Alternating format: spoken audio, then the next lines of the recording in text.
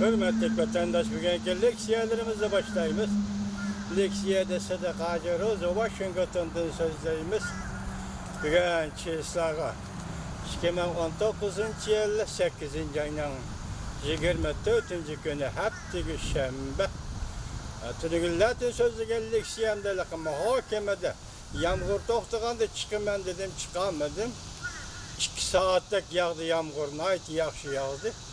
Bugünlerden hava sel şagip kaldı, bu mu bir gap? Enlikteki vaziyet doğrusu eğitidiğen bolsak sizlerge ma'lum, Allah kaçan anlap boldunlar, kaçan Prezident Trump dedi 21. günü men Cumhur Kompartiyasını bir taraf kılış için Allah'tan tallap elinğen, Allah tarafından tallap elinğen adam men dedi. Keyin onu özü çaqçaq dedi, bu mu meyli? Lekin bu gapdan dünyani zilzilga saldı deb ko'rsatdi Shitao efendi. Ondan keyin yana bir amaliy o'zgarish shu bo'ldiki, Prezident Trump hozirgacha hisoblaganda endi Jungodan import qilingan 550 milliard dollarlik tovar mallarga avvalgi 10%dan oshirib 15%gacha 15%'dan aşırı 30% tam oyda böce koyduğum bol. Bu hakikaten kaltız iş oldu. Mesela şahsi ben üzem oylap tuğanda ihtimal Prezident Trump hükümeti Cumhur Pralarının turmuşunu közlü tutkan da keyin keçiktirgen. Yani 12. ayının 15. günü keçiktirgen 300 milyar dolarlık duvar malları bazı koyuştan toktap kalışı mümkün degenidir. Lekin qaraganda bu ishni Jungo, yani Reis Xi Jinping o'zi keltirib chiqadi. Masalan, Reis Xi Jinping tuyuqsizda 23. kuni nima dedi? Men Amerikadan import qilingan 750 milyon dollarlik tovar mallarga 15%dan boj qo'yman deb jakarladi. Bu nima uchun? Amerika yoki Prezident Trump kechiktirgan tursa Jungo nima uchun boj qo'ydigan bo'lib qoldi? Buni tushungil bo'lmadi. Endiki leksiyaning o'zi kelayli hurmatli vatandosh, mavzu bunda. Prezident Trump darhol zarba berdi. Jungoning yana qanchalik tishi qoldi mavzuli xabar 8. ayning 23. kuni Vanvetor betining Torpilam kanalida e'lon qilindi. Xabar mundaq boshlandi. Tığmıtıq elişiş peyti turgan Jungo Amerika savdo uğraşıda yana dolqon ko'tarildi. Lekin bu qatam Reis Xi Jinping avval mush atdi. Jungo 23. günü Amerika mashina zapchastlari qatorliq Amerikadan import qilingan 750 milyon dollarlik tovar mallar hassilab boj qo'ydiganligini jakarladi. Şundan keyin Amerika Qo'shma Shtatlarning prezidenti Trump Twitter'da fikr qoldirib, hozir yo'lga qo'yilayotgan, boj elinayotgan va yana boj qo'yish planimizdagi Jungodan import qilingan tovar mallar qo'yiladigan boj normasini hassilab ko'paytirib o'ch oladiganligini bildirdi. Beijing'in alakadar matbuatları savdo urushi to'g'risida qayg'urishlarni yo'qotib, nima bo'lsa bo'lsin deydigan yerga kelganligini e'tirof qildi. Majumlik diqqat qiling, Amerika bilan Jungo o'rtasida savdo urushi bo'layotgan natijasi nima bo'lsa bo'lsin degan yerga keldi deb Jungo matbuatlari e'tirof qildi. Lekin Amerikaning bir gün ötmeyli zarb bergenliginden afsuslandık deyişti. Mesela 23. günü Jungo koydu bu bojni, 23. günü kechiktirmeyle Prezident Trump zarbi berdi. Lekin e'tirof qildi, afsuslandık deb ko'rsatdi. Natija nima bo'ldi? Endi zarbi berish Jungoga keldi. Endi bu Prezident Trump zarb bergandan keyin endi Jungo zarbi berish kerak. Jungoning zarbi berolmaydigan kishi qoldimi? Yoki bu mavzu qaltis qo'yilibdi anaqa. Jungoda mundaq bir gap bor. Turoqliq ibora bor anaqa.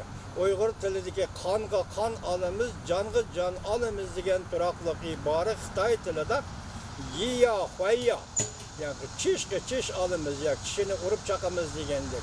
Anda yiyen, hayyen, közgü köz alımız degендek mandak duraklık ibarlarla ispat edildikken yani bir yerde yiyen, hayya degen çiş alımız degen sözlü bir yerde azar vermeye torbet ne mi derdi? Sen öç algıdak, zerbi belgedek çişin kaldı mı değil. Bu hem kinaya hem taaddi şekilde elevatı. Fransiya agentler haber kılıp mındak görsün. Prezident Trump Twitter'da kaldırgan fikirlerde adaletsiz soda münasebetlerine qattiq tanqidlab, Cungu siyasi muddaolarni asas qilib, Amerikaning 750 milyon dollarlik tuvar mallariga aslab boj qo'ymasligi lozim deydi. Prezident Trump mındaqcha Cungudan import qilingan 250 milyar dollarlık tuvar mallarga qo'yilayotgan boj normasini onun yayının birinci günüdün başlap 25%'den 30%'ga götürüp boj alıdığanlıqını bildirdi. Ala şehrini, vatandaş. Hem de nim bolup ketdi bu dünyada hem de.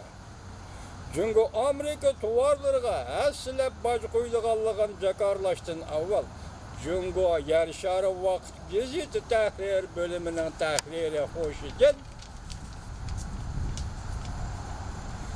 Haber tarqitib mundaq dedi. Cungu yani zarbe bereleydi.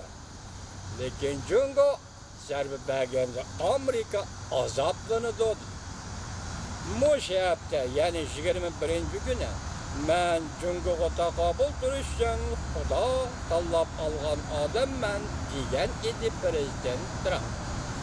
23 günü Cungu ko'paytib boj oladiganligini jakarlagandan keyin Prezident Trump Twitter'da fikr qoldirib, Cunguning Amerika tovarlariga boj qo'yishiga shiddatli tanqid qaytirib, Cungu tovarlariga yeniden boj qo'yish qarorini belgilab, Amerika şirketlerinin işlep çıkarış liniyesi ve taktikini özgertişini Cungu'dan başka devletlerine çıkıp gidip işlep çıkarış bazısı izleşini talep kıldı.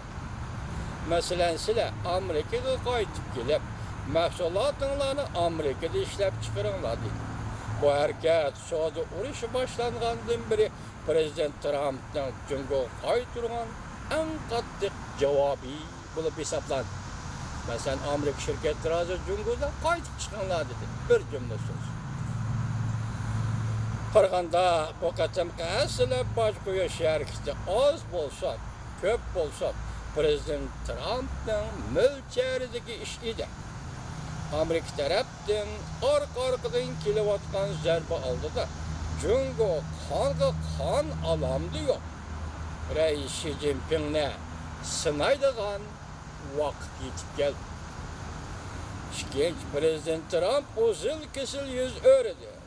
Xi Jinping düşman dedi.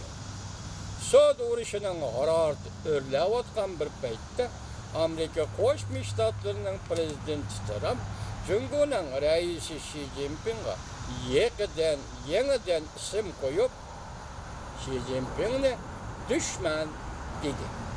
Prezident Trump ko'p qatim Xi Jinpingni do'stim, yaxshi odam degan ham ikkimizning munosabati mustahkam degan. Demak, ne kelyapti men Xudo tarafidan tanlab olingan odam. Agar bugungi hisobda Xi Jinping dushman deb bu gap Amerika Qo'shma Shtatlar prezidentining og'zidan chiqishi. Hani sizlar o'zingizlar tasavvur qilib beqinglar, men tahlil qilmay vatandosh nima degan